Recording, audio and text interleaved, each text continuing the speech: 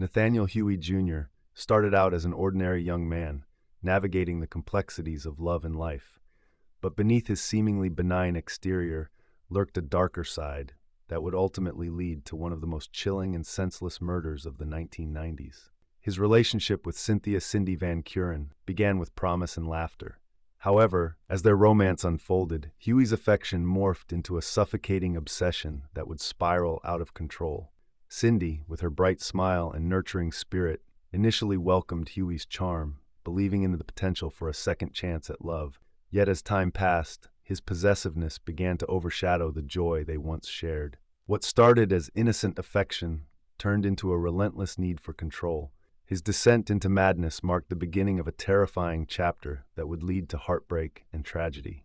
As the story unfolds, the chilling transformation from love to obsession raises the haunting question: how could a relationship that began with such promise devolve into a nightmare, and what price would be paid for the desperate need to hold on?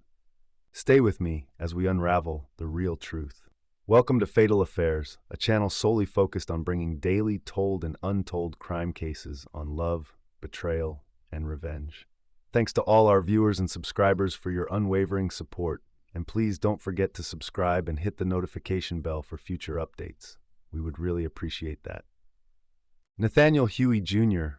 was not always the man who would be remembered for one of the most chilling and senseless murders of the 1990s. Once upon a time, he had been just another young man, living in a quiet corner of America, navigating the ups and downs of relationships, the complications of adulthood, and the everyday struggles that come with them. But beneath the surface, there was a darker side to Huey, a side that would eventually lead to tragedy, heartbreak, and the destruction of multiple lives. In the early 1990s, Huey was dating Cynthia Cindy Van Curen, a woman with a bright smile and a tender heart. To those who knew her, Cindy was a loving mother to her two children, 14-year-old Billy and her younger daughter, who adored their mother. She was intelligent, outgoing, and determined to build a better life for her children. But in Nathaniel Huey, she found something she didn't expect: a man whose affection would turn from love to obsession, whose presence would go from comforting to suffocating. At first, the relationship seemed normal. They laughed together, went out for walks in the park, and shared dreams of a future. Cindy, a woman who believed in second chances, had fallen for Huey's charm. But Huey's affection for Cindy began to shift over time. What had once been love started to twist into possessiveness. Huey began showing up unannounced, texting her incessantly and constantly seeking her approval. Cindy, in the beginning, didn't mind. After all, she had loved him once, and she didn't want to see him hurt. But as time went on, she began to feel the first flickers of doubt. Huey's behavior became erratic, and his constant need for reassurance turned into controlling behavior. Cindy tried to brush it off, excusing his actions as signs of love, but deep down, she knew something wasn't right. At first, it was small things, like his anger when she went out with her friends, or his insistence on knowing where she was at all times. Then it became more demanding. Huey would show up at her work, unannounced, just to check in or remind her that he was there for her. He began to criticize her choices, her friends, even the way she spent her free time. His jealousy began to surface more clearly, especially as Cindy started dating someone new after they had broken up. She had always hoped that their relationship could end amicably, but Huey saw it differently. The turning point came when Cindy, exhausted from his controlling behavior, finally decided to sever all ties with him. She told him it was over, that she couldn't continue the relationship any longer. But Huey's reaction wasn't that of a man grieving a lost love. It was something far more unsettling. His desire to hold on to her intensified, and what followed was a series of increasingly erratic and dangerous behaviors. Cindy felt trapped, unable to escape the suffocating presence of a man who couldn't accept that it was over. Huey's obsession grew. He began calling Cindy relentlessly, showing up at her house at all hours, sending her flowers and writing her letters begging for another chance. His anger intensified with each rejection. He was not just heartbroken. He was furious that she had moved on, furious that someone else could occupy the space in her life that he once had. Huey had convinced himself that he was entitled to her, that she belonged to him, and nothing, not even her happiness with another man, would stand in his way. Cindy, scared but still hopeful that she could defuse the situation, did her best to avoid him. But no matter how hard she tried, Huey seemed to know exactly where she was at all times. He had become a constant, looming shadow in her life. Her every step felt monitored, controlled, as if the very air around her was thick with his presence. She began to realize just how deep his obsession had gone. But Cindy's worst fears were yet to come. She knew that Huey had a temper, but the depth of his rage had yet to fully surface. He had become someone she no longer recognized, a man who would stop at nothing to regain control over her. The tipping point was fast approaching. One final break, one last attempt at escape, and Huey would show her the full extent of his desperation. The day he showed up at her door, uninvited and armed with more than just his anger, was the day Cindy's worst nightmare became a horrifying reality. The man she had once loved, the man who had once promised to care for her, was now a dangerous, possessive figure who would stop at nothing to get what he wanted. It was a warm afternoon in 1996 when Huey finally crossed the line from obsession to violence. Cindy had been doing her best to move on, to live her life without the constant fear of Huey lurking in the shadows, but his presence had become inescapable. For weeks, Cindy had tried to block him out, changing her phone number, avoiding his messages, and keeping her distance as best she could. But no matter what she did, Huey always found a way to insert himself back into her life. His obsession with her had reached a fever pitch, and it was clear to everyone around her that this was no longer a man struggling with a broken heart. This was a man bent on controlling her, no matter the cost. That day, Cindy had been home alone with her son Billy, preparing for dinner. She hadn't expected Huey to show up. She had hoped that, with time, he would realize the relationship was over, and they could both move on. But Huey had a different plan. He arrived at Cindy's front door unannounced, knocking with an intensity that startled her. Cindy's heart skipped a beat. She had known this day was coming, but she never imagined it would happen like this, so suddenly, so violently. Her pulse quickened as she hesitated for a moment, then reluctantly opened the door. Huey stood there, his face twisted with a mix of anger and desperation. In his hands, he gripped a handgun. His eyes burned with an intensity that sent a chill down her spine. "Cindy," he said, his voice low and cold, "I've had enough of this. You're not getting away from me." Before Cindy could react, Huey pushed his way into her home, his movements fast and unpredictable. He shoved the door open with force, and the next thing she knew, he was standing in her living room, the gun still in his hand. Billy, who had been in his room, heard the commotion and ran into the living room to see what was happening. Cindy's heart sank. Billy was only 14 years old, and this wasn't a situation he should have been caught up in. But there was no time to explain, no time to protect him. Huey was in full control of the situation now, his anger and fear clouding his judgment, his grip on reality slipping further and further away. "What are you doing here, Nathaniel?" Cindy asked, trying to remain calm, her voice shaking but firm. Huey didn't answer. Instead, he walked closer to her, his eyes darting from her to Billy, his hand still clutching the gun. It was as if he had lost all sense of reason, all sense of humanity. The man who had once promised to care for her had vanished, replaced by a stranger with a weapon in hand. "You don't understand, Cindy," Huey muttered, pacing in the small living room. "You don't get it. You belong to me. You're mine. No one else gets to have you." Cindy's heart pounded as she tried to think of what to do next. She tried to reason with him, her words barely escaping her lips. "Nathaniel, please. This isn't you. Just put the gun down and we can talk. I'll help you. We can work through this." But Huey wasn't listening. His obsession with her had taken on a life of its own, and the violence that had always lurked beneath the surface was now fully unleashed. He wasn't there to talk. He was there to make sure Cindy understood that she would never escape him, not even if it meant taking drastic action. Billy, terrified and confused, stood frozen in the doorway. He had never seen this side of Huey before, and the fear that had crept into his heart was evident on his young face.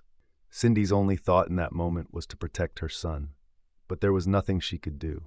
Cindy tried to think of a way out, a way to escape the nightmare that was unfolding before her, but there was no escape. Huey was too far gone, and his mind had already made the decision that there was only one way to end this. With a sudden motion, Huey raised the gun.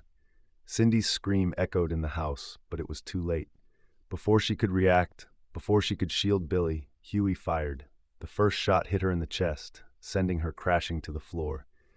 Billy, still standing in shock, watched as his mother crumpled in front of him, blood pooling around her. Huey's rage hadn't subsided. He fired again, this time at Billy, but the shot missed.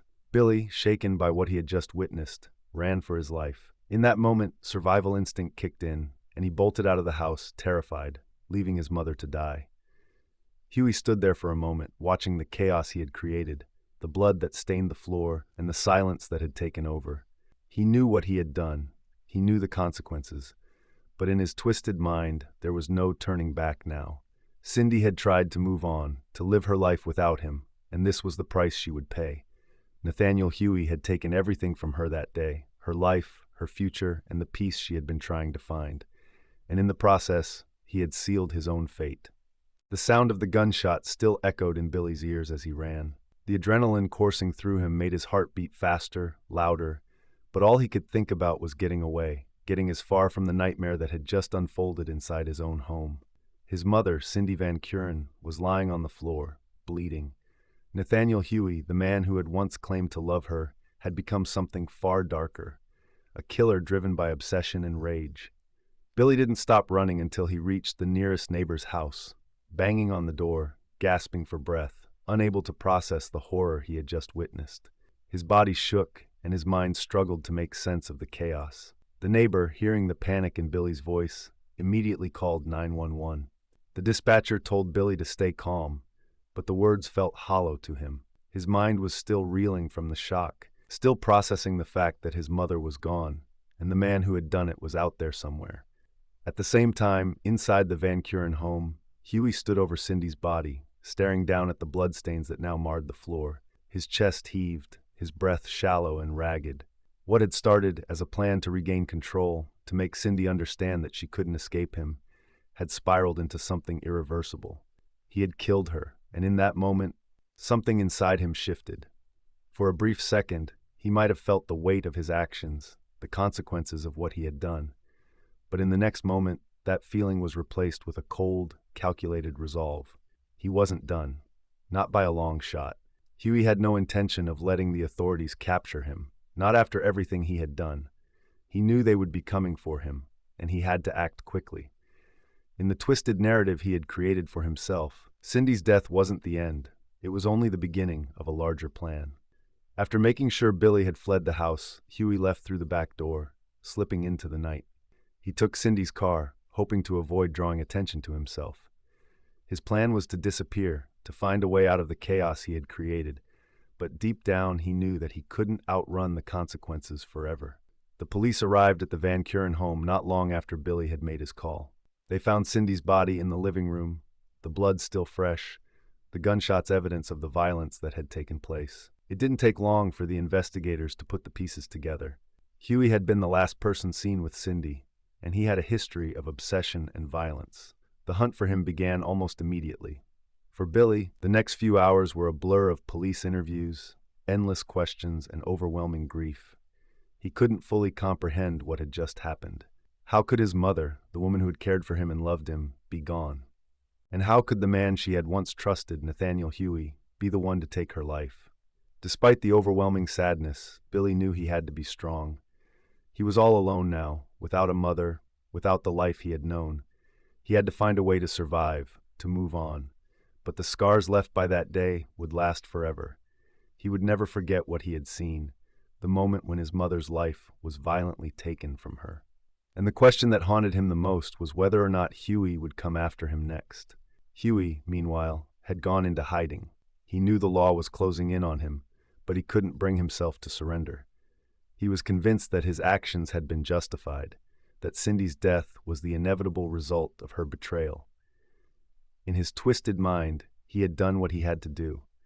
Now he was a fugitive, a man on the run, carrying with him the blood of an innocent woman.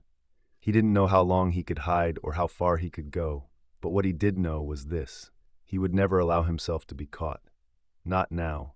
Not after everything he had done. The chase had begun. Nathaniel Huey's time on the run was a desperate scramble for survival. His thoughts, now consumed by paranoia, seemed to grow more erratic with each passing day. He had once believed he could control everything, that Cindy's life and his own could remain part of a twisted narrative he had created in his mind. But as the law closed in on him, the fragile grip he had on reality began to slip. Huey had managed to avoid capture for a few weeks, drifting through small towns, moving from one place to the next. He used stolen IDs, changed his appearance, and relied on the few contacts he still had, people who had either been unaware of his crime or who were too afraid to turn him in. But no matter how far he ran, the memories of that night haunted him. The blood, the gunfire, the fear in Billy's eyes as he fled. It was all part of a gruesome story that Huey couldn't escape, no matter how many miles he put between himself and the scene of his crime. By now, the police had launched an extensive manhunt. Huey's face was plastered on billboards, his name echoed in every news report, his description broadcasted over television and radio. But the more he evaded capture, the more determined law enforcement became. They were closing in, and Huey knew it. It was only a matter of time before his past would catch up to him. Meanwhile, Billy, though still deeply affected by his mother's brutal murder, found himself in a strange limbo. He had been placed in foster care after Cindy's death, but the emotional toll of losing his mother weighed heavily on him. He had nightmares, flashbacks, and a sense of guilt that gnawed at him relentlessly. Should he have done more? Should he have stayed with his mother instead of running? Could he have stopped Huey from taking her life? Billy had become obsessed with finding Huey, even though he knew it would likely mean facing the man who had destroyed his world.